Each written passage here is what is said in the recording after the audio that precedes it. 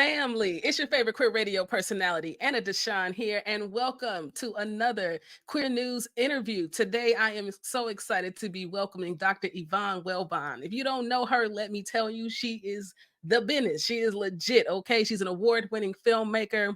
She produced the film Living with Pride at 100 with Ruth Ellis. Y'all seen me do the stories on it and the footage, and y'all be like, where can I watch this? Yeah, that's Dr. Yvonne's film. It's so dope. She's also a professor, and now she owns the first media arts center on the south side of Chicago for Black women filmmakers, and we're going to talk all about it today. So I'm glad y'all are joining. I want y'all to leave comments. I want y'all to subscribe to the YouTube channel. You know, all the things you do with everybody else, I want you to do it right here on E3 Radio too, okay? So without further ado, I want to welcome Dr. Yvonne. Hi. Hello, welcome to the show.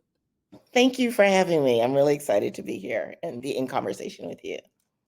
Well, first off, I'm always honored to be in conversation with you. I mean, you have literally made your dreams come true. Like, you had this idea in your imagination, and you've been on a 30-year journey, which I'm also excited to dig into. And I've been able to watch it in real time, Mm, and you inspire me. So I am honored to talk to you. Thank you so much. Yeah. Now, we do the Queer News podcast as part of our radio station, E3 Radio, where we play queer music all day long. So we do ask a few music questions here at the beginning of the show to get an Oh, idea okay. about what you listening to. So you got to tell us, do you have a go-to karaoke song? I actually can't sing, so I don't have a go-to karaoke song. Then I ain't mad at that, because Black people karaoke is just so different. When I go to karaoke, I feel like everybody in there had a record deal. Okay, it is not normal karaoke, so I understand that. So are you listening to any music today? Like, what's in high rotation? I'm really feeling a lot of Sade right now. So old school R&B going back. Okay, okay, we can Yeah, get down with Sade around here. I'm sure there's some yeah, Sade fans watching. And yeah. then our last question we always ask people is, do you have a dream artist collaboration? I do. I actually have two. For music, love to do something with Tracy Chapman. It's just great seeing her, like come back with that fast car, singing around the Grammy Awards. That was amazing. Yeah. Um, and then artist wise, Lupita Nyong'o. I have a project that looks back at the time I lived in Taiwan in my 20s, and it's called The Spies Who Love Me. And I would love her to play me in my 20s because I actually used to look like her. I had a little afro and everything. I was in my 20s in Taiwan. So definitely Lupita Nyong'o. Well, that just sounds magical. And Lupita, I don't know if you come across this. I mean, let's go. Reach out to Dr. Yvonne. Let's make it happen. I think that'd be amazing. Thanks. Yeah. And so before we jump into the grand opening, that is the Sisters in Cinema Media Arts Center, I Yeah. honestly, in preparation for this interview, I started Googling you. Now I've known you and I know of your work, but I was like, actually, I know I don't know everything about Yeah. Dr. Yvonne. So I started Mhm. Googling and I'm like, wait, you lived in Taiwan? I know you just mentioned that, but I was like, you live in Taiwan? You live there and you speak Mandarin? Like, Dr. Yvonne, what was going on in your life? Now, I know you grew up in Chicago. How did you end up in Taiwan? It's funny, when I was in college, my advisor told me that I needed to learn a foreign language or I was going to be a bump on a log in a corporation and never go anywhere. And he Mhm. suggested French and an Asian language. And French was so hard. And so I switched to Chinese to learn Mandarin, which people would think that that was harder, but everything in Mandarin is happening in present tense. Like it's always happening now. So, Mm. like if you're learning French, you've got the masculine, the feminine, you've got all these verb conjugations, and it was like overwhelming. But you learn all the grammar in Chinese in like the first 6 months. And I loved it. So I decided I wanted to be fluent. And after I graduated from college, I moved to Taiwan. Wow. And And I you just lived there lived there? I lived there for 6 years. I was going to stay for a year and then come back and go to business school. I lived there for a year and I didn't know I was doing this at the time, but when I was 23, I started the first English language arts and leisure magazine of its kind in the nation. And I ran it for 5 years. And I was really inspired by the Reader, the free weekly here in Chicago.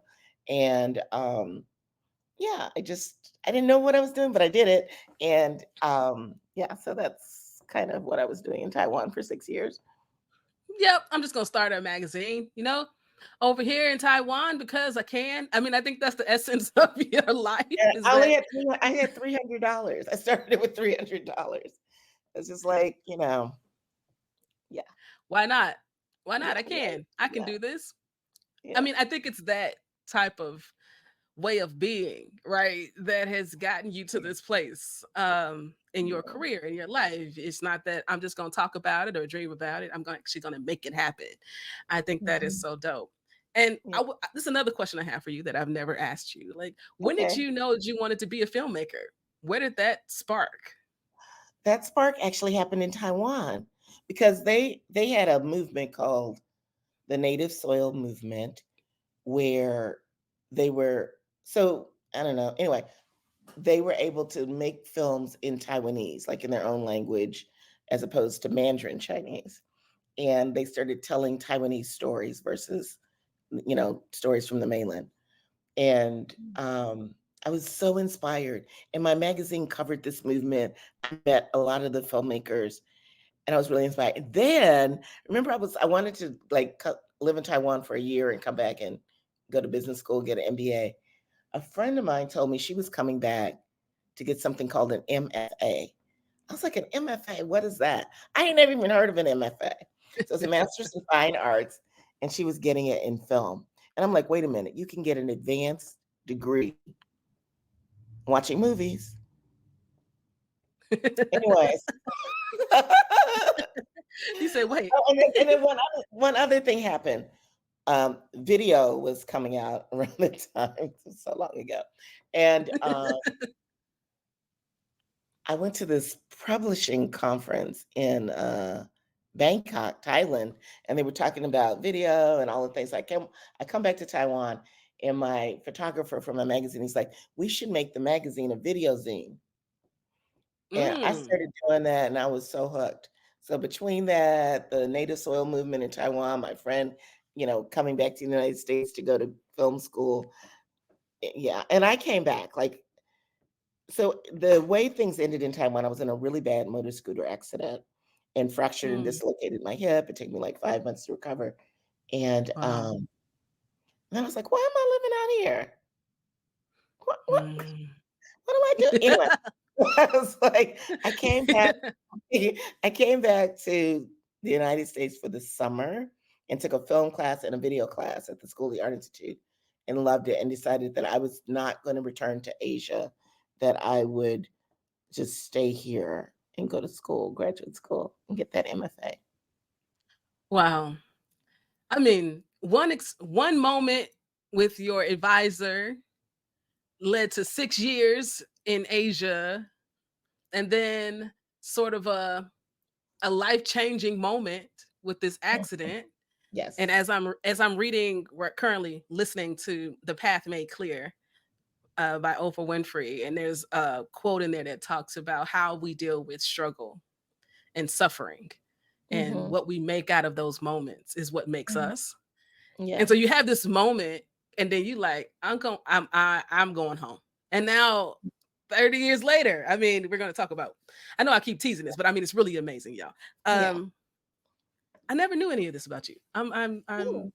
I feel like I know more about you now. That's so dope. I also want you to tell this story because you told it so well, and you always tell this story. But you got back here to Chicago, you get your MFA, you also have your doctorate. All this is happening. You're working through your dissertation, and then what happens? Actually, it starts when I go to film school because I Oh, get there and I only know the name of one Black woman filmmaker, which was Julie Dash. I didn't even know what she looked like. I just knew her name. And I asked my professors when I'm working on my MFA to help me find other Black women filmmakers. And one of them says, maybe you're the second one. And I just knew that could not be true because at that point, cinema was 100 years old and Black women do everything. So I was like, somebody was out there making some movies back in the early 1900s. I just know it. So I set out to find my sisters in cinema, and I started with a database, and then I built like a website to kind of like crowdsource information that was called Sisters in Cinema. And then I decided to stay in graduate school, and I did a doctorate, and I wrote a history of Black women filmmakers called Sisters in Cinema. And while I was doing that project, I met a lot of people. I was curating shows and writing about them. And I decided to turn that work into a video called Sisters in Cinema about the history of Black women filmmakers. And then all along this way, I'm amassing what is perhaps one of the largest archives of African American media makers, women media makers work. And I also write a book. But the book is called Sisters in the Life, which is a project under Sisters in Cinema that focuses on Black lesbian media makers. And it's the first academic text on the history of Black women filmmakers. And that was published in 2018. And then Sisters in Cinema decided to like formalize it and make it a nonprofit. And I know what you're teasing at is this biggest and boldest iteration of this project, which is the Sisters in Cinema Media Arts Center that we just opened last week here on the south side of Chicago. It is a 5,000 square foot space. When you come in, there's a video gallery. We have a very cozy 35-seat theater, a bar and lounge area. We've got a conference room that doubles as an archive space. We've got offices and shared workspace and a computer lab that's really a creative lab where we're hoping that Anna DeShawn will actually offer a podcasting class for our community in the So we're really excited about the space on the South Side. We believe it's the only space of its kind in the world that centers Black women and Black gender nonconforming media makers through, the galleries, exhibitions. You can watch work all the time in that screening room. I And work, love it. yeah, and everything's I free. love it. Yeah. Everything is free, y'all. We surveyed the community and they were like, they didn't want to have any economic barriers to participating Mm, and being involved in what's happening in their community. And mm. so, we've been fundraising, writing grants, trying to make sure that they were like, stay open and stay free. I know that's right. And then you go out and you figure out how to make that happen because I that's what you yeah, do. I'm working on it all the time. Yeah, And that's what you do. yeah, And I think one way that people can do this is by making a donation, right? To Sisters in absolutely, Cinema. absolutely. Yeah, visit our website and click the donate button up on the right. Yeah, do that. We got a whole situation ticker happening here with all the information Ooh, on so nice. finding more information and making a donation. I think it's I think it's amazing that you and the community, but really you have gotten us to this moment. And now it's Mhm. also on all of us to make sure that there are more moments and that Yes. the space remains free and it remains open. And I Mhm. and I think it's beautiful how you've also curated it as a community experience. I remember doing one of the sister walks and seeing the space where there were like studs in the wall. There were no walls. There were studs in like the wood things. And there was no um, roof either, right? Was the roof there was off no in roof. there? Yeah, Yeah, yeah. There yeah. was no roof. I mean, y'all really gutted the whole space. It was a total gut rehab. Total gut rehab. Yeah. Total gut rehab. And let me tell you, when I walked in, I just kept walking and I just kept walking. I'm like, this place is bigger than I ever expected or imagined it to be. I was like, this is so dope. And actually, we've got video from that day. Wow. Tell us about the vision here. So this is the exterior of the building. And remember I said I didn't know what a Black woman filmmaker. There's Julie Dash. I wanted to make sure people knew what we look like. So one of the opening exhibit is called Sisters in the Center. We have a portrait gallery literally in the center of the building where you see all of these Black women filmmakers so that people, and you can read about them and learn about them. We'll be screening their work in our screening room. throughout the exhibition period, which runs until August 31st. So you'll be able to see the works of these directors. There's quite a few. There's Julie Dash again. Michelle Yeah, I mean, I was Parkinson was one of my mentors. Mama Gloria. oh, This is our poster gallery, which is in our lounge. So there's different posters. This is our screening room. We're actually going to have more posters on the wall there. So this is the cozy 35-seat screening room where you can see work. Oh my goodness. And here we are cutting the ribbon. how did it feel that moment, this moment? Yep. Go ahead, director. It's like, oh, this is it. This is for real. All of this work is really paying off. It took a long time because I had to raise a lot of money. I didn't realize how much it was going to cost to do this. But so it was almost 5 years from when I received my first grant, which was from the city of Chicago, and it was the Neighborhood Opportunity Fund. And they were giving away up to $250,000 for you to create something magnificent in your community. And that's the money that I used to get started. And it also helped other people believe in the vision to invest in this project. Yeah. 5 years ago, huh? It took that long, yeah? Yeah, take that one. Yeah. Also, we had COVID, and there were like supply chain issues with everything. Like, suddenly something, even like building the building, you usually use 2x4s. There wasn't any wood for a while. So it's framed with um, metal instead of 2x4. Wow. Yeah. Wow. So, but you come up with a workaround, right? Always. We always do. Yeah. We always do.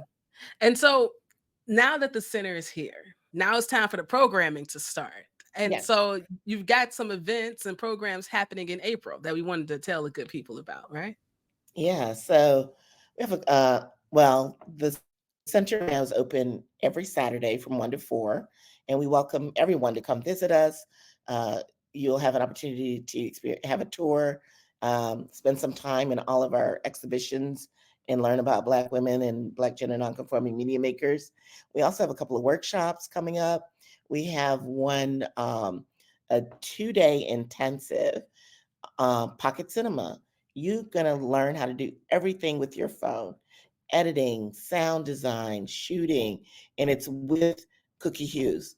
Cookie Hughes is a Chicago legend. She actually created a cinema genre called Black urban lesbian cinema.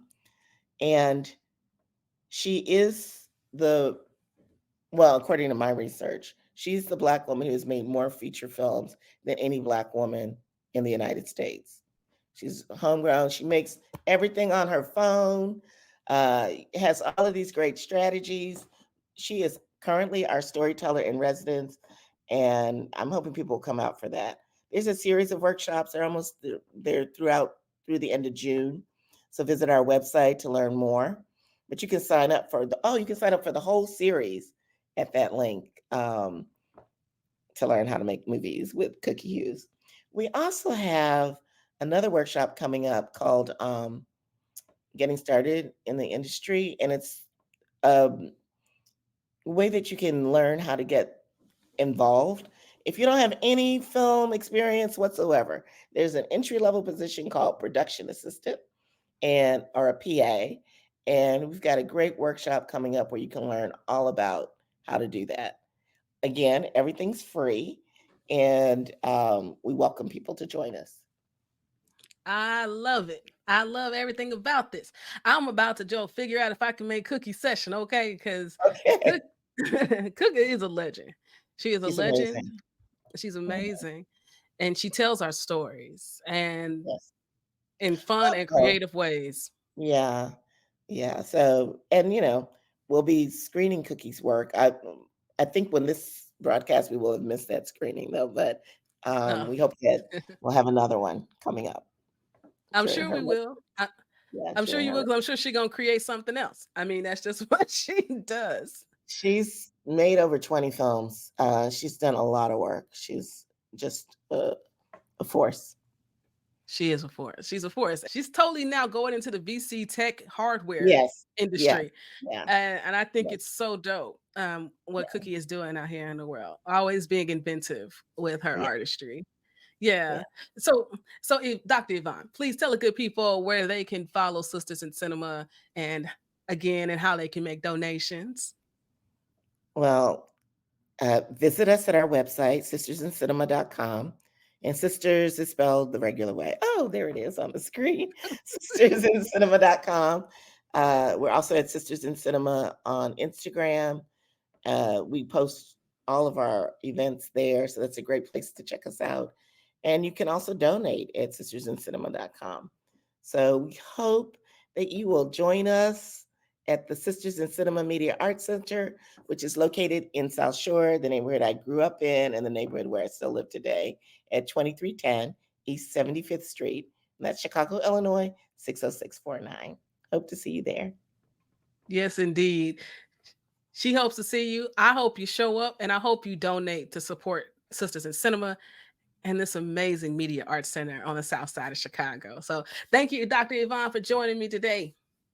Thank you. It was my pleasure. This was so much fun. Family, you already know. Only on E3 Radio, your number one stop for queer news done right. Thank you. Bye.